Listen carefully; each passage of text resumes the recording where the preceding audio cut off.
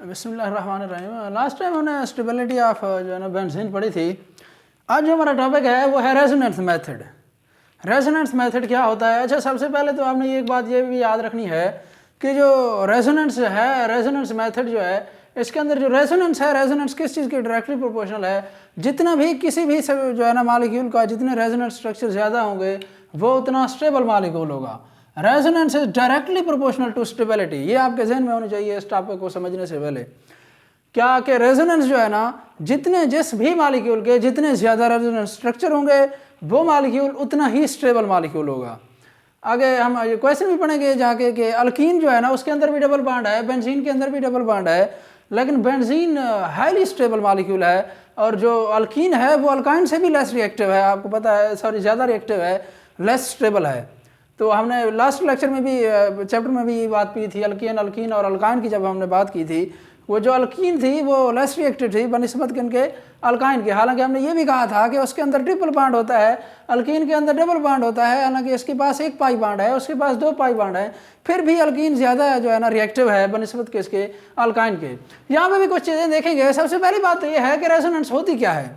वो कहता है डिफरेंट पेयरिंग स्कीम है of the possibility of different pairing scheme of valence electron.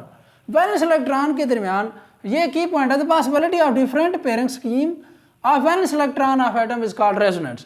अच्छा, मैं एक एग्जांपल ले लेते हैं। हाइड्रोजन को आपको पता है 1s1 होती है इसकी इलेक्ट्रॉनिक कन्फिग्रेशन। ये एक समझ लें कि ये एक हाइड्रोजन का एटम है और ये भी क्या है, एक हाइड्रोजन का एटम है। अब इसके वैलेंस शेल के अंदर एक एक इलेक्ट्रॉन होता है। बेसिकली ये अपने एक एक इलेक्ट्रॉन शेयर करके बॉन्ड बना रहे होते हैं। अच्छा, ये जो बॉन्ड होता है बेसिकली यही है, डिफरेंट पेयरिंग स्कीम यही है। ये वैलेंस शेल के अंदर जो इलेक्ट्रॉन मौजूद हैं इनकी मैक्सिमम पॉसिबिलिटी क्या है कि ये इलेक्ट्रॉन कहाँ पाए जाते हैं। बेसिकली रेजोनेंस का मतलब यही है। हम ये जो बॉन्ड शो कर रहे होते हैं बेसिकली ये जो कि ये बॉन्ड यहाँ पे है, ये बॉन्ड यहाँ पे है, ये बॉन्ड यहाँ पे है। अब हमने इसका एक और भी तरीका मेथड पढ़ा होता है कि ये बॉन्ड जो है ना यहाँ से शिफ्ट होकर नेक्स्ट पे चला जाता है, नेक्स्ट वाला नेक्स्ट पे चला जाता है एंड सो ऑन। तो देखें, अब बेसिकली ये इलेक्ट्रॉन जो है ना मूव कर रहे होते हैं, ये बॉन्ड मूव नहीं कर रहा होता। बेसिकली ये इलेक्ट्रॉन मूव कर रहा होता है। इलेक्ट्रॉन पहले इस जगह पे पोजीशन पे दे, फिर इसके पास आ गए, फिर इसके पास, फिर ये बेसिकली इलेक्ट्रॉन मूव कर रहे हैं। हम यही शो यही करते हैं कि ये बॉन्ड जो है ना शिफ्ट हो रहे हैं, बॉन्ड मूव कर रहे हैं। हालांकि हकीकत में कुछ ऐसा नहीं होता। हकीकत में वो इलेक्ट्रॉन बेसिकली डीलोकलाइज्ड इलेक्ट्रॉन होते हैं। हमने बेंजीन के अंदर ये भी पढ़ा है पहले भी कि डीलोकलाइज्ड इलेक्ट्रॉन होते हैं। वो इलेक्ट्रॉन बेसिकली डीलोकलाइज्ड हो रहे होते हैं, एक जगह पे जो है ना फिक्स नहीं होते, वो मूव कर रहे होते हैं। अच्छा जी, देखते हैं the possibility of different pairing scheme of valence electron of atom is called resonance. वो कहता है एंड द डिफरेंट स्ट्रक्चर दस arranged is called resonance structure. और जो स्ट्रक्चर डिफरेंट बनते हैं हम उन्हें क्या कहते हैं, रेजोनेंस स्ट्रक्चर कहते हैं।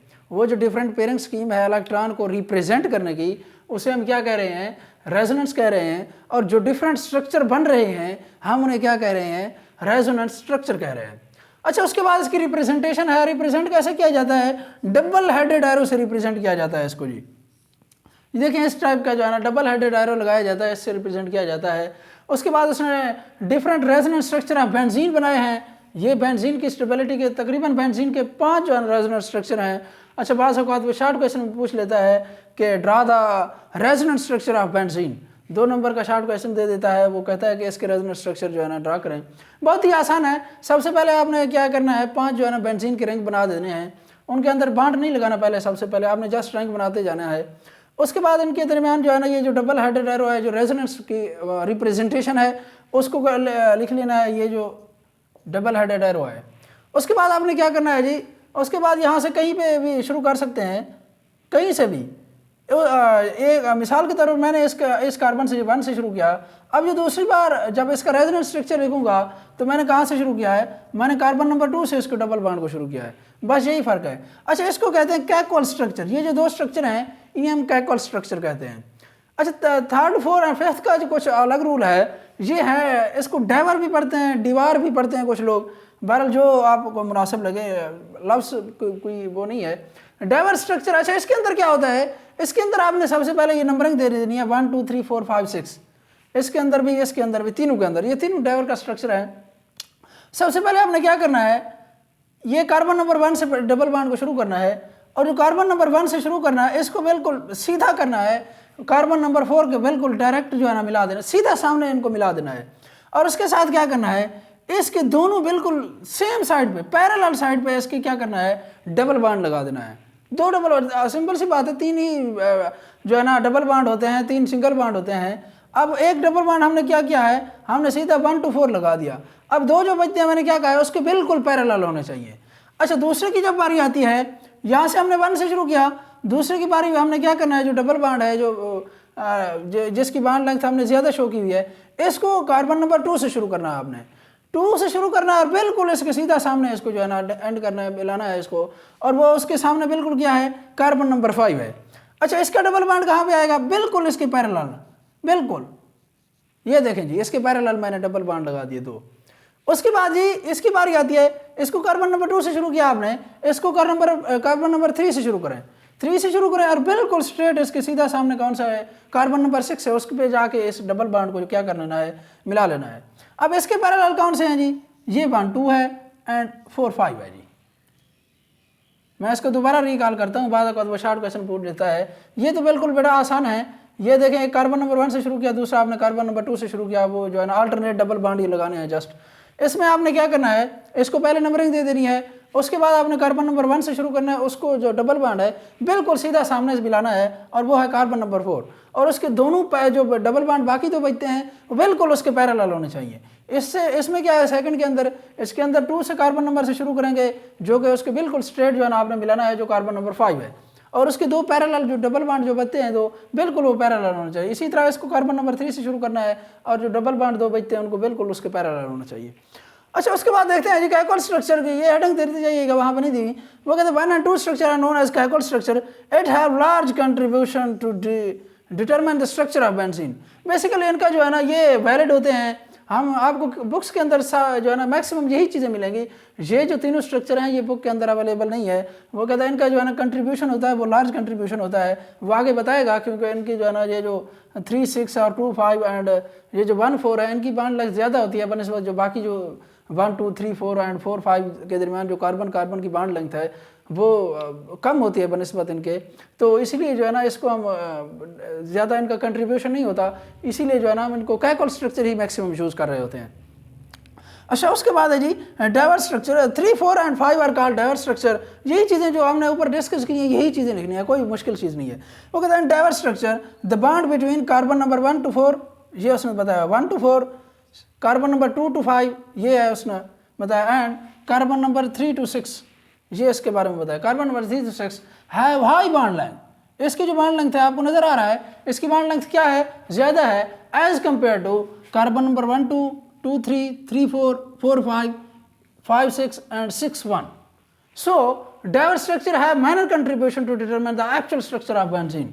क्योंकि इनकी जो बॉन्ड लेंथ होती है बड़ा, वो उन बाकी जो बचते हैं carbon number 1 to 2 2 to 3 3 to 4 4 to 5 5 to 6 and so on, वो उनकी जो बॉन्ड लेंथ होती है वो एज़ कम्पेयर टू इनके बहुत ही स्मॉल होती है, जिनकी वजह से हम जो है ना इनका कंट्रीब्यूशन एक्चुअल डिटरमिन जो है ना स्ट्रक्चर को डिटरमिन करने के लिए जो है ना ये इसका कंट्रीब्यूशन बहुत कम होता है।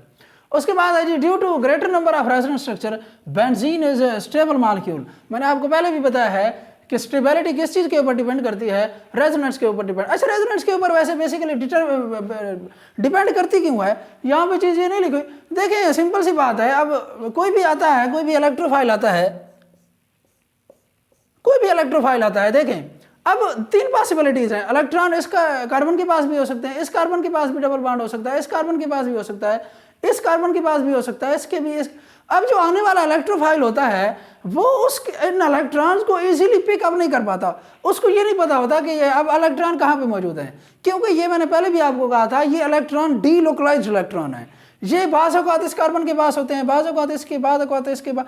जो आने वाला इलेक्ट्रोफाइल होता है वो उसके लिए मुश्किलात का सामना पड़ता है, उसके लिए ईजीली इलेक्ट्रॉन अवेलेबल ही नहीं होते।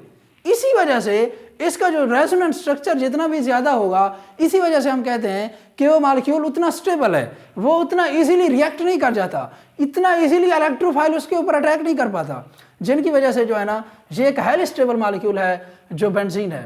अच्छा, उसके बाद जो बॉन्ड लेंथ के बारे में उसने बताया है, बहुत ही मख्तसर चीज़ें हैं, ये मुश्किल चीज़ें नहीं है। Bond length between carbon carbon atom of benzene is, वो कहता है different from alkane alkene and alkyne. Alkane alkene और अल्कान में से वो कहता है जो इसकी बॉन्ड लेंथ है कार्बन कार्बन की वो डिफरेंट होती है। देखते हैं जी bond length of carbon, bond length of alkane, ये कार्बन टू कार्बन है जी, आप यहाँ पे लिखना चाहें लिख रहे हैं, बुक के अंदर लिखा हुआ है बल्कि। Bond length of carbon carbon alkane is which is equal to 1.54 angstrom. अच्छा, अल्कीन का कितनी होती है कार्बन कार्बन के दरमियान बॉन्ड लेंथ? 1.34 एंगस्ट्रम।